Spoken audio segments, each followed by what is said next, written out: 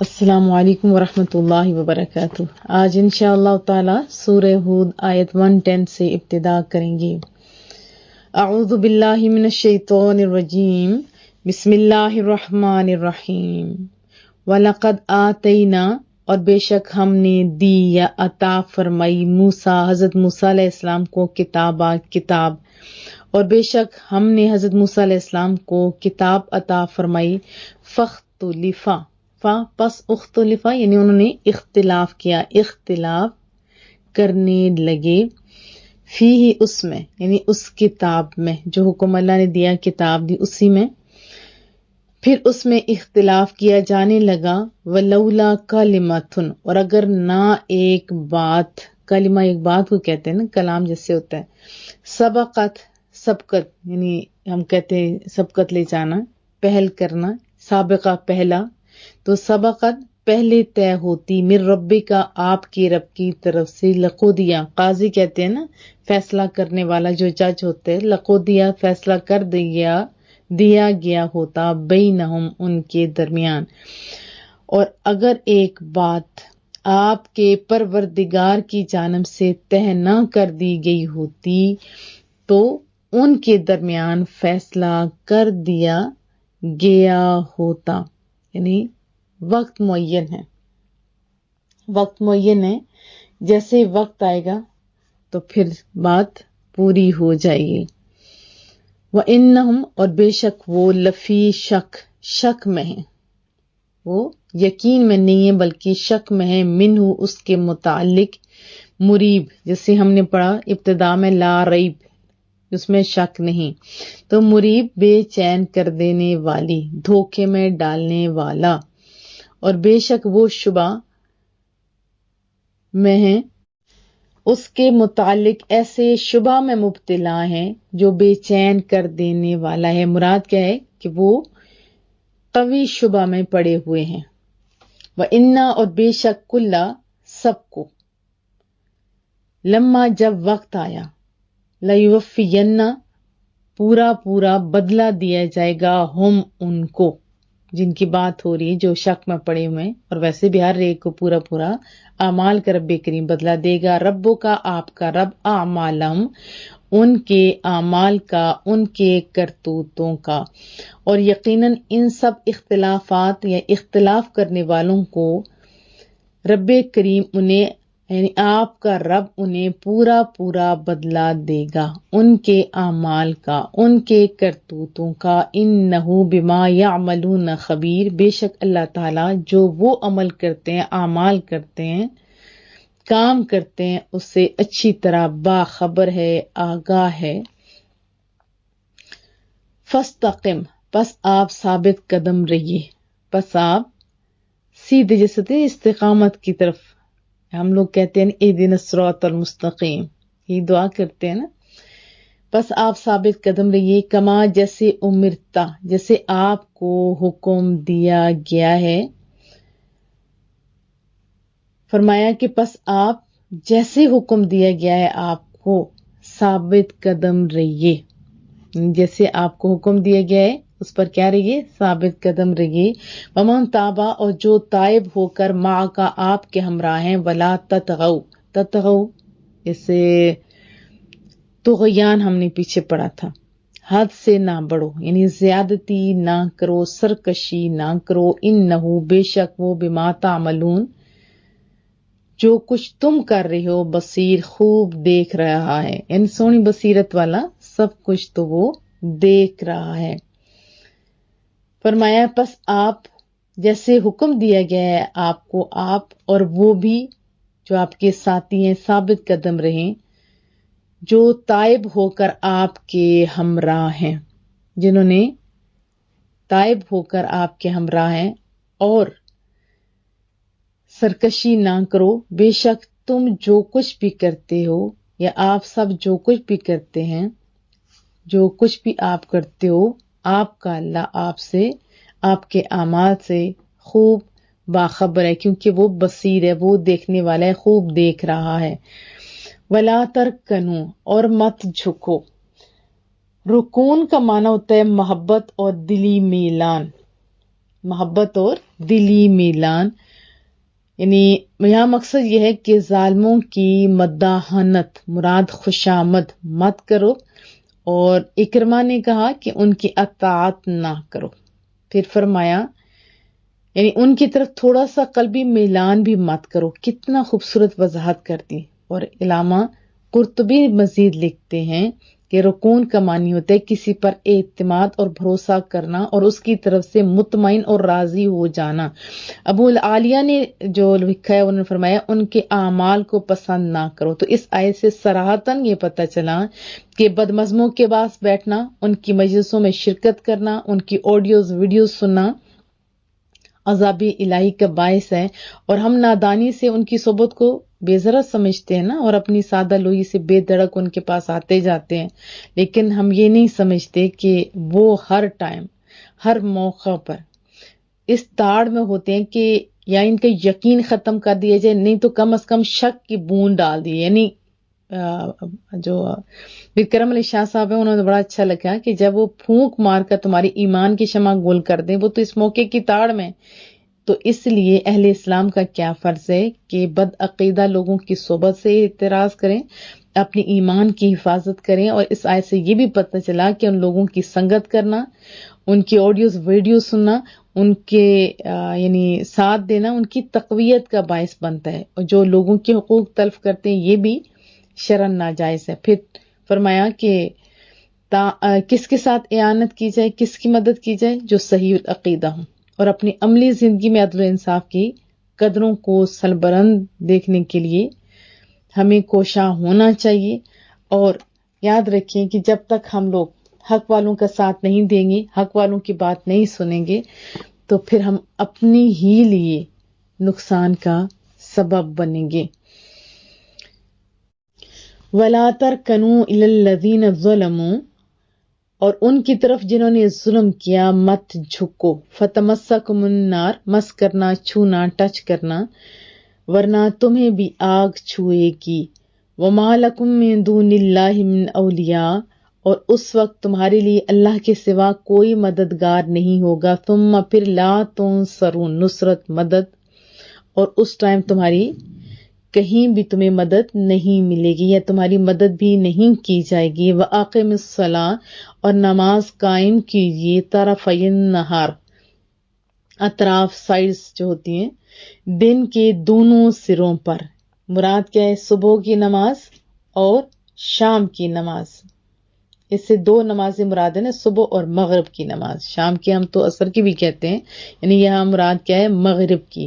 وَزُلَفًا مِّنَ اللَّيْلِ، اور رات کے کچھ حصوں میں، مراد عشاء کی نماز۔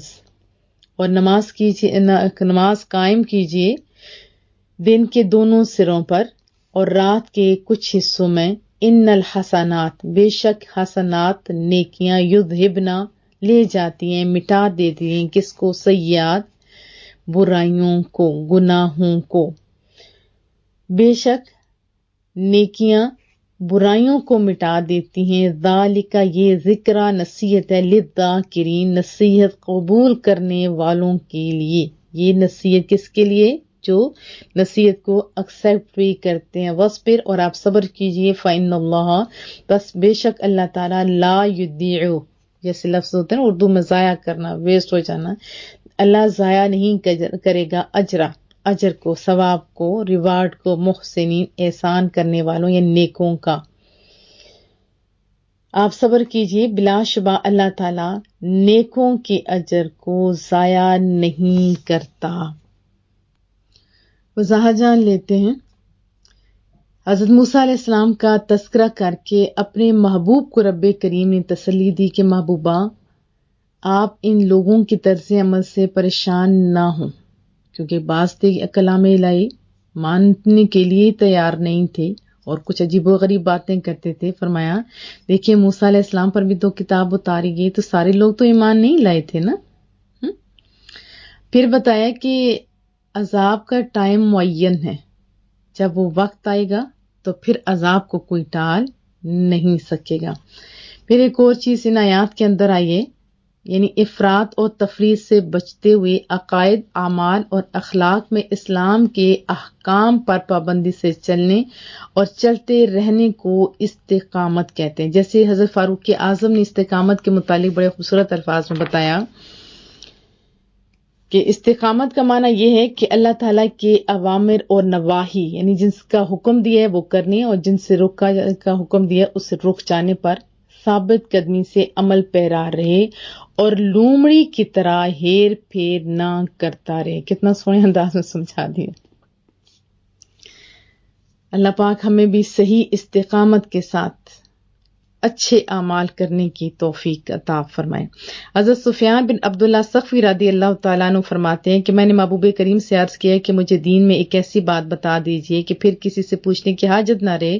فرمایا آمنت باللہ، یعنی میں اللہ پر ایمان لایا کہو اور اس پر قائم رہو۔ بحوالہ مسلم شریف۔ دیکھیں اچھے اعمال کریں گے تو فائدہ اپنا، اور قرآن کریم کے اندر ثابت قدمی کے بارے میں چند جو رب کے فرمان ہے وہ سنائی دیتی ہوں۔ ان الذین قالوا ربنا اللہ ثم استقاموا تتنزل علیہم الملائکہ الا تخافوا ولا تحزنوا وابشروا بالجنہ التی کنتم توعدون۔ بے شک جنہوں نے کہا ہمارا رب اللہ ہے پھر اس پر ثابت قدم رہے تو ان پر فرشتے اترتے ہیں کہ تم نہ ڈرو نہ غم کرو اور اس جنت پر خوش ہو جاؤ جس کا تم سے وعدہ کیا گیا۔ ان الذین قالوا ربنا اللہ ثم استقاموا فلا خوف علیہم ولا هم یحزنون اولئک اصحاب الجنہ خالدین فیہا جزاء بما كانوا یعملون۔ بے شک جنہوں نے کہا ہمارا رب اللہ ہے پھر اس پر ثابت قدم رہے تو نہ ان پر خوف ہے نہ وہ غمگین ہوں گے، وہ جنت والے ہیں اور ہمیشہ اس میں رہیں گے، انہیں ان کے اعمال کا بدلہ ملے گا۔ تو ثابت قدم رہنے کے لیے یاد رکھیے کہ علم دین حاصل کرنا بھی ضروری ہے، پھر کثرت سے جیسے مساجد میں جانا یا جہاں صحیح العقیدہ لوگوں کے دروس وغیرہ ہوں وہاں لازمی جانا چاہیے، پھر زبان کی حفاظت کرنا، کفر اور گناہوں سے بچنا، کافروں، بد مذہبوں، فاسق و فاجر لوگوں سے تعلقات نہ رکھنا، نفسانی خواہشات کی پیروی سے بچنا، مصائب، آلام اور اللہ تعالیٰ کی طرف سے آنے والی آزمائشوں پر صبر کرنا، اللہ تعالیٰ کی رحمت سے مایوس نہ ہونا، لمبی امید نہ رکھنا اور دنیا میں زہد یعنی قناعت اختیار کرنا وغیرہ، یہ بھی بہت ضروری ہیں۔ ذرا ان کو دوبارہ سنیے۔ لیکن ان ثابت قدمی میں جو رکاوٹ چیزیں بنتی ہیں وہ کیا ہے؟ علم دین نہ حاصل کرنا، اچھی محافظ سے کترانا، زبان کی حفاظت نہ کرنا، کفر اور گناہوں کے ذریعے اپنی جانوں پر ظلم کرنا، پھر جیسے جو صحیح العقیدہ لوگ نہیں ہیں یا ان کی آڈیو ویڈیو سننا یا ان کی صحبتیں اختیار کرنا، نفسانی خواہشات کی لذت حاصل کرنے کی ہرس ہونا، جیسے بہت ساری یوٹیوب پہ مل جاتا ہے گند، پھر مصائب اور آلام ہر بندے پہ آتے ہیں اس پر صبر نہ کرنا اور اللہ تعالیٰ کی رحمت سے مایوس ہونا، جیسے بہت سارے لوگ کہتے ہیں کہ پتہ نہیں ساری دعاواں قبول ہوں گی یا نہیں، لمبی امیدیں رکھنا اور دنیا میں رغبت رکھنا۔ تو استقامت کے لیے ایک بات بھی سن لیتے ہیں۔ حضرت عبداللہ بن عباس رضی اللہ تعالیٰ عنہ سے روایت ہے، صحابی رسول حضرت عبداللہ بن حذافہ سہمی رضی اللہ تعالیٰ عنہ کو قید کر دیا گیا، رومی سردار کیونکہ اقتدار کے نشے میں تھا، دربار میں بلایا اور کیا کہا کہ نصرانی ہو جو ورنہ تمہیں اس جلتی ہوئی جو آگ ہے اس کے اندر تیل ہے اس تیل میں ڈال دیا جائے گا۔ آپ نے فرمایا ہرگز نہیں۔ پھر ڈرانے کے لیے کسی اور مسلمان کو بلایا اور اس ابلتے ہوئے تیل میں ڈالا اور اس سے پہلے کہا کہ نصرانی ہو جاؤ ورنہ اس تیل میں ڈال دیے جاؤ گے۔ اس مجاہد نے تیل میں ڈالنا یا اس میں جانا پسند کر لیا لیکن دین چھوڑنا پسند نہیں کیا۔ پھر دیکھتے ہی دیکھتے آپ کو پتہ گوشت استغفر اللہ تعالیٰ گوشت جل گیا، ہڈیاں، لیکن پھر دوبارہ ڈرانے کے بعد حضرت عبداللہ بن حذافہ کو کہا کہ عیسائی ہو جو، اس نے کہا میں نہیں، اس نے کہا ابلتے تیل میں ڈالے جاؤ گے۔ آپ نے پھر بھی انکار کر دیا تو کہا کہ ذرا اس کو قریب لے کے جاؤ۔ جیسے ادھر لے جانے لگے تو یہ رونے لگے تو یہ لوگ خوش ہو گئے کہ شاید کام بن گیا۔ پوچھا گیا بتاؤ تو صحیح کیوں رو رہے ہو؟ تو وہ عرض کرنے لگے، وہ فرمانے لگے، وہ کیا فرماتے ہیں کہ میری ایک جان ہے اگر 100 جانیں بھی ہوتی میں تب بھی اپنی جان اپنے اللہ کے لیے اپنے محبوب کے لیے قربان کر دیتا. وہ بڑا امپریس ہوا کہ ایسی بھی قوم ہے کہ جو موت سے بے خوف ہو گئے. تو فوراً کہا کہ تم خالی نصرانی ہو جاؤ، صرف نصرانی ہو جاؤ، میں تمہیں اپنی بیٹی دوں گا، میں تمہیں اپنی بیٹی دوں گا.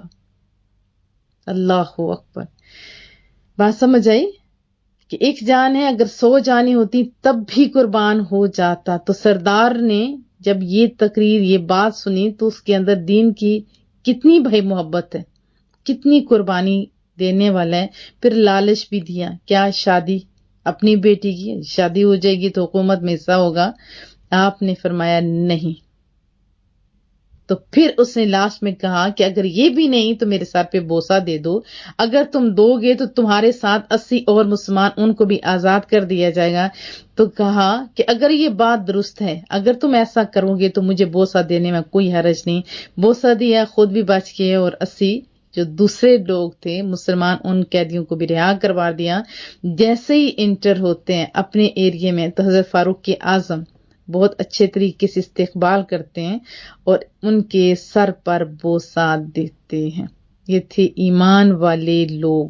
ذرا آج کے لوگوں کا دیکھیں، خوف سے بھی اور پھر علم بھی حاصل نہیں کرتے، بس ڈاواں ڈول سے لوگ کبھی ادھر کبھی ادھر، بے یقینی کی کیفیت ہے، لالچی ہو گئے ہوئے ہیں. اللہ پاک ہم لوگوں پر رحم فرمائے. یاد رکھیے اچھے لوگوں کے ساتھ بیٹھنا ایمان کو مضبوط کرتا ہے. اچھے لوگوں کی باتیں سننا ایمان کو مضبوط کرتا ہے، اور برے لوگوں کی صحبتیں اختیار کرنا یہ ساری چیزیں ایمان کو کمزور کر دیتی ہیں اور بہت ساری چیزیں بندے کو خرابیوں کی طرف لے جاتی ہیں. تو امید کرتی ہوں انشاءاللہ تعالی آپ اچھی صحبتیں اختیار کریں گے. تو کیا میں توقع رکھوں؟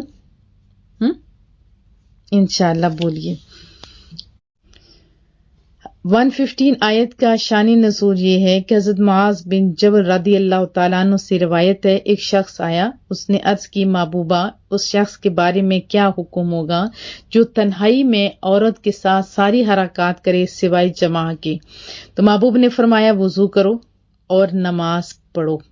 تو یہاں سے یہ بھی بات پتہ چلتی ہے کہ اس طرح کرنے سے نیکیاں برائیوں کو دھو دیتی ہیں. تو حضرت معاذ اور وہ صحابہ رسول جو تھے انہوں نے عرض کیا کہ یہ کیا اس شخص کے لیے خاص ہے؟ فرمایا کہ نہیں، ہر مومن کے لیے. تو کیا پتہ چلا کہ نیکیاں صغیرہ گناہوں کے لیے کفارہ ہوتی ہیں، خواہ وہ نیکیاں نماز ہو، صدقہ ہو، ذکر استغفار ہو یا کچھ بھی ہو. اور اس کے علاوہ بہت ساری احادیث بھی ملتی ہیں. حضرت ابو ہریرہ سے مروی ہے، رسول اللہ کا فرمان ہے 5 نمازیں، جمعہ دوسرے جمعہ تک، رمضان دوسرے رمضان تک، یہ سارے کیا ہیں؟ کفارہ ہیں. لیکن کب تک؟ جب تک آدمی کبیرہ گناہوں سے بچے. پھر حضرت ابو سعید خدری سے روایت ہے، محبوب کا فرمان، جس نے رمضان کا روزہ رکھا اور اس کی حدود کو پہچانا اور جس چیز سے بچنا چاہیے اس سے بچا تو پہلے کر چکا، اس کا کفارہ ادا ہو گیا بحوالہ شعب الایمان. حضرت ابو ہریرہ سے مروی ہے، محبوب کا فرمانا ہے کہ عمرہ سے عمرہ تک ان گناہوں کا کفارہ ہے جو درمیان میں ہوئے، اور جو حج مبرور کا ثواب کیا ہوگا؟ جنت. پھر ایک اور صحابی سے مروی ہے، محبوب کا فرمان ہے کہ جس نے علم تلاش کیا تو یہ تلاش اس کے گزشتہ گناہوں کا کفارہ ہو جائے گی بحوالہ ترمذی شریف. اور بھی بہت ساری جگہوں پہ محبوب نے فرمایا، جیسے نماز کے بارے میں ایک مثال سے سمجھایا کہ کسی شخص کے گھر کے باہر نہر ہو اور اس میں وہ 5 دفعہ نہائے تو آپ کا کیا خیال ہے؟ کیا گند میل کچیل رہے گا؟ تو صحابہ نے عرض کیا نہیں. تو فرمایا یہی حال نماز کا ہے. تو یاد رکھیے نیکیاں دگنا اثر رکھتی ہیں. ایک تو یہ کہ وہ بذات خود نیکی ہے، اس کے اچھے نتائج مرتب ہوتے ہیں. دوسرا وہ برائیوں کے جو اثرات ہوتے ہیں وہ ختم کرنے کے لیے اکثیر کا کام دیتی ہیں جو انسانوں سے وقتاً فوقتاً صادر ہوتے رہتے ہیں. اللہ پاک ہم پہ خصوصی رحم فرمائے، کرم فرمائے.